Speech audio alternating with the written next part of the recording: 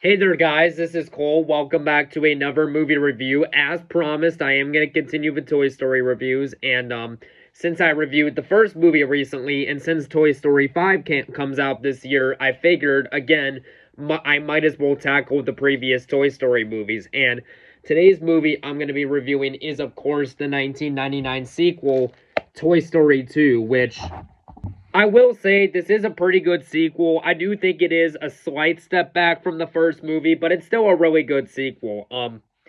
Which I do own in this four movie collection right here. I bought this four movie collection at Walmart for like $20, so I'm like, that's a great deal. And number two, I only had the first two on DVD. I didn't have the third movie, which I do like the third movie. Sorry about that pause there. I had to answer a text message, but yeah. So anyways, how was this movie made? Well, this movie was directed by John Lasseter, who, prior to this had directed, of course, the first Toy Story movie, but in 1998, right after the first Toy Story movie, John Lasseter had directed A Bug's Life, which I do like that movie for what it is, although it's definitely not on par with the first three Toy Story movies. But anyways, what is the plot of this movie? Well, the plot of this movie is as follows. Woody, voiced by Tom Hanks, the Woody doll, voiced by Tom Hanks, is stolen from his home by Al McWigan, voiced by Wayne Knight, leaving Buzz Lightyear, voiced by Tim Allen, and the rest of the toy gang to rescue Woody. So that's basically the plot synopsis to the movie, and there are a lot of returning cast members to this sequel, as well as some new members, and again, this movie has a really good cast. You got Woody, of course, voiced by Tom Hanks. You got Buzz Lightyear, voiced by Tim Allen from the previous movie. You got Joanne Cusack voicing Jessie, a new character. You got the Prospector, voiced by Kelsey Grammer. You got Don Rickles as Mr. Potato Head. You got Jim Varney voicing Slinky Dog. You got Wallace Shawn voicing Rex. You got John Ratzenberg voicing Ham. You got Bo Peep, voiced by Annie Potts. You got Wayne Knight as Al. You got Andy, of course, returning as John Morris. Lori Mead Claff as Andy's mom. Mr. Potato Head, voiced by Mrs. Potato Head, voiced by Estelle Harris. The Sarge, voiced by Arlie Ermy. Barbie, voiced by Jodie Benson. The Cleaner, voiced by Jonathan Harris. And Wheezy, voiced by Joe Ranft, to name a few. So this movie's got a really good cast, but this is a movie that, like the first one, I grew up watching this a bunch of times. I would say, again, I do really like this sequel. It is a good sequel. I would say I like the first and the third movie a little more, but this is still a really good sequel. But without further ado, let's get into my review. So the movie starts off where Andy is, of course, playing with his toys at the beginning of the movie, and, Woody, voiced by Tom Hanks, Andy wants to take his toy cowboy to cowboy camp, which is like a camp where people get to dress up as cowboys. However, when Andy is playing with Woody at the beginning of the movie, right before he goes to cowboy camp, he accidentally, manages to rip a little bit of Woody's arm by accident. And then Andy's mom tells him, Andy, it's time to go. And Andy's like, but Mom, I accidentally ripped Woody's arm. And she's like, it's okay. Bring him in the car. Maybe we can fix him there. And then Andy says, never mind. And then Andy leaves because early on in the movie, Woody was trying to find his hat because he was under the impression that Andy would not take Woody without his hat. And Woody has his hat, but the reason Andy didn't take him was because his arm ripped and, needed to get fixed and stuff like that. Well, earlier in the movie, remember how I said at the end of the first movie, Andy got a dog? Well, that plays a factor into the sequel. The puppy Andy got from the first movie is in this movie, named Buster, and Buster is a cute dog, but before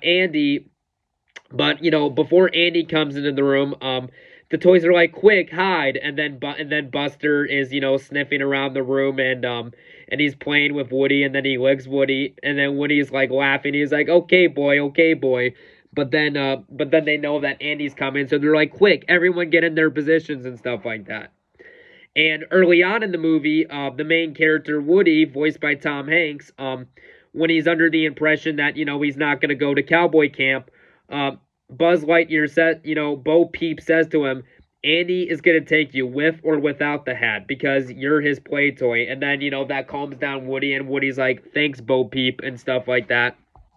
And then early on in the movie, there's the whole scene where Squeaker where we no Wheezy, which is the toy the rubber toy penguin with the squeaker. The squeaker's broken, so the mom decides that she's gonna sell it. But early on in the movie, Woody and the dog decide, without getting caught, they're gonna go save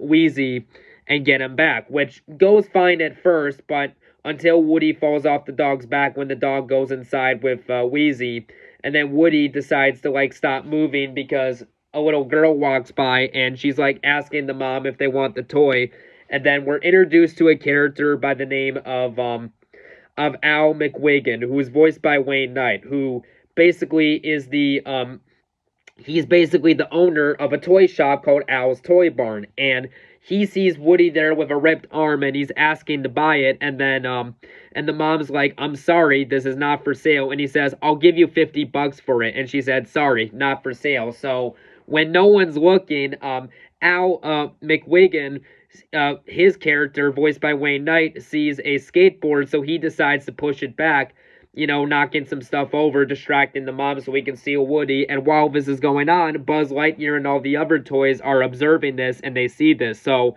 they have to go on a mission to rescue Woody and stuff like that. And Wayne Knight is a kind of a bit of a jerk in this movie.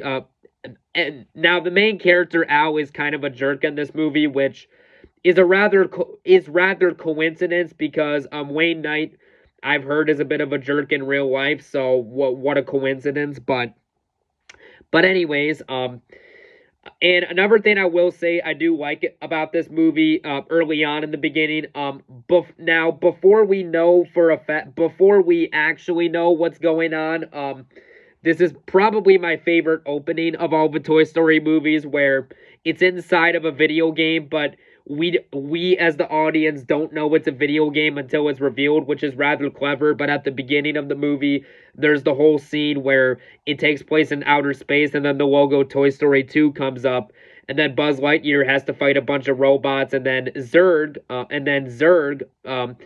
who is a villain in the movie, he basically blows Buzz Lightyear's body in half, but because he's a toy, and then right after that, the screen on the TV says "Game Over," and we find out that it was Rex playing the game, which I always thought as a kid, and even as an adult, I thought that was a clever opening for the movie, because it completely throws the audience off and in a clever way, which I really liked about this movie.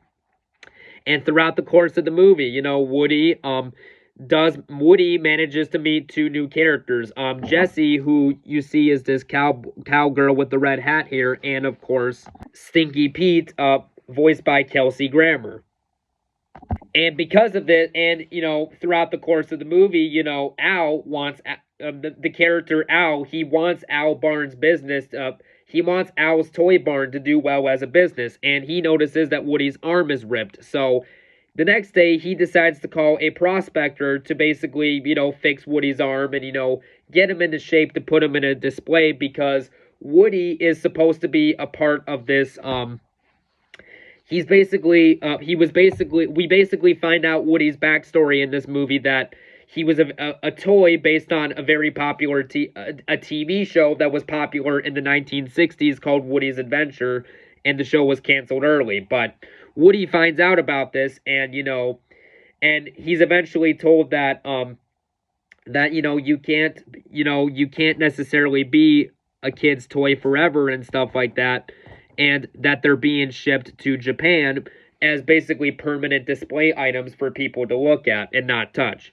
And Woody at first is on board with that idea, because because Stinky Pete tries to talk him into it. However, later on in the movie, which we'll get to, Woody starts to realize that that's a bit of a mistake because Andy is waiting for him, and you know, and there, of course, there's the whole scene where Buzz Lightyear is he's put in a box by like an evil Buzz Lightyear pretending to be the other toy, and so the real Buzz Lightyear, voiced by Tim Allen, he decides to follow up. He basically decides to follow the evil Buzz Lightyear and the toys to basically, get to get to Woody to take him back to Andy. And another thing I do like about this movie does actually have a Star Wars reference. Like, I like the part when Buzz Lightyear is fighting Zurg. He says, "You killed my father," and he's like, "No, I am your father." And then Buzz Lightyear yells no, which I thought that was a very funny reference to Star Wars The Empire Strikes Back, easily my favorite Star Wars movie. I thought that was a really nice reference and callback to that movie.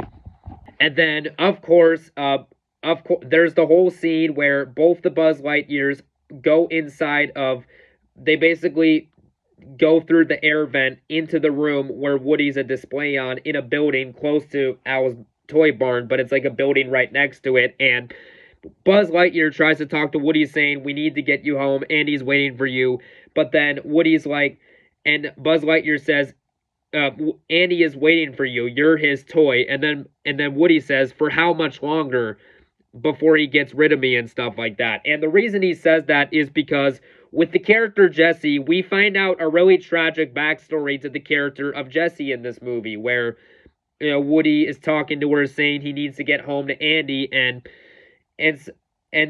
she says something to him, and then Woody's like, "How did you know that?" And then Jessie says, "I too once was a kid's play toy," and stuff like that, before she got rid of me and stuff. And like, I will say, Jessie's backstory is rather sad and tragic in this movie. But as soon as the toys leave, Woody turns on an episode of Woody's Toy Show, and then of course the whole song comes on TV. "You got a friend in me, we're friends and we are friends until the end," and stuff like that. And so our friendship will never die. And so Woody listens to the song and sees a happy kid playing with a toy on TV. And then Woody thinks to himself, "What am I doing? Andy needs me." However, the bad guy of the movie, Stinky Pete, the fat toy cowboy with the pickaxe, he's not on board with Woody leaving, so he tries to put a stop to that. And then Buzz Lightyear and all the other toys have to basically go rescue Woody. And it's a rather nice journey throughout, the course of the movie. And again, I thought that Wayne Knight did a good job voicing the character Al McWiggin, of course, the founder of Al's Toy Barn. And closer to the end of the movie, what happens is Al basically has Woody inside of a suitcase, and Slinky opens the top shaft to basically the top ceiling part of it to the elevator door. That way he can reach Woody when Woody opens the suitcase. However, Al basically walks away, not noticing something's going on in the suitcase. And, Slinky, voiced by Jim Varney, is trying to get Woody out of the box, but Stinky Pete pulls Woody into the box and closes the suitcase. And then Mr. Potato Head, Buzz Lightyear, and all the toys, the toy gang, have to basically go rescue Woody, which I thought was a rather nice plot, a rather nice touch to the movie. And then, of course, there's the whole scene where Woody, Slinky, and all the other toys, they basically go inside like a dog crate, which is basically a dog kennel, but like one that disguises it so well. But basically, they're basically put, I forget the name of the technical term, but basically Al was about to get on an airplane and stuff like that. But there's basically like a, I don't know how, if you've been in an airport, you know what I'm talking about, but it's the moving machines. It's the moving escalator type of machine, but like that goes straight with the suitcases on it. That, like, you know what I'm talking about if you've been to an airport, but it's one of those things. And Woody and, and Buzz Lightyear and the toy gang are in that kennel, only 2 suitcases away from Woody. And Then, of course, there's the whole scene where Buzz Lightyear says, Woody, let's go. And then, of course, you know, the bad guy of the movie, Stinky Pete, he manages to punch Buzz Lightyear down, and then Woody gets out, and he says, you know, because Woody, I forgot to mention this, he was fixed with his arm sewn back on, and he basically says, hey, nobody does that to my friend. And then Stinky Pete is about to causes a small rip with part of his pickaxe on Woody's arm just after it was fixed, and he says, you can either go to Japan with me, or you can go to Japan in pieces. It's your choice. But before he's about to attack Woody, all the toys basically manage to get a bunch of flashing cameras to, you know, basically blind Stinky Pete, and they're able to rescue Woody. And then, of course, there's the whole iconic scene where closer to the end of the movie where Stinky Pete, voiced by Kelsey Grammer, that toy, he's basically strapped onto a little girl's backpack right next to a Barbie, and she's like, "Hi, I'm Barbie, and we'll play nice together." And then and then Stinky Pete just has a terrified look on her face and stuff like that, on his face and stuff like that. That's funny. Then, of course, there's the whole scene where Woody and Jesse basically have to go, where Woody is on the airplane and him and Jesse have to get off the airplane, but they basically open up like a little door that basically leads to like the metal stick that's holding up the wheels that, you know, that airplanes use to drive when they take off. And Woody and Jesse, they basically Woody manages to use his, you know, because Woody in the back of him, he has like a long string, and he has like a kind of like a rein that can attach stuff, and he attaches it to something, and then him and Jesse basically swing across it, and then Buzz Lightyear is able to rescue them by landing on top of basically Jesse's version of the Slinky Dog, which I know the name, and I've seen this movie thousands of times, but for whatever reason, the name is not coming to me at the moment. But it's the brown kind of like horse dog like thing with the saddle on its back. But yeah, that character basically, and yes, I know you guys are gonna correct me down below, and I know I'm gonna feel stupid for not being able to remember it, but he's able to rescue Woody, Buzz, and of course Jesse, and they manage to go home, and Woody says, you should come home with me. Andy has a sister. She's gonna love you. And she's like, well, why didn't you say so? And then the movie ends where the toys arrive home to Andy, Woody's arm is fixed, and the movie ends on a happy note. So yeah, at the end of the day, Toy Story 2, not quite as good as the first movie, but a rather good sequel in my opinion. And when this movie came out, like the first movie, it was a big hit at the box office. It received positive reviews from critics and audiences. And then, yeah, the franchise would go on, despite how successful this was. This movie would go, the third movie would go on, the franchise would go on an 11-year hiatus until we got Toy Story 3 in 2010, which is going to be the next movie review. But until then, we'll catch you guys later. Bye-bye now.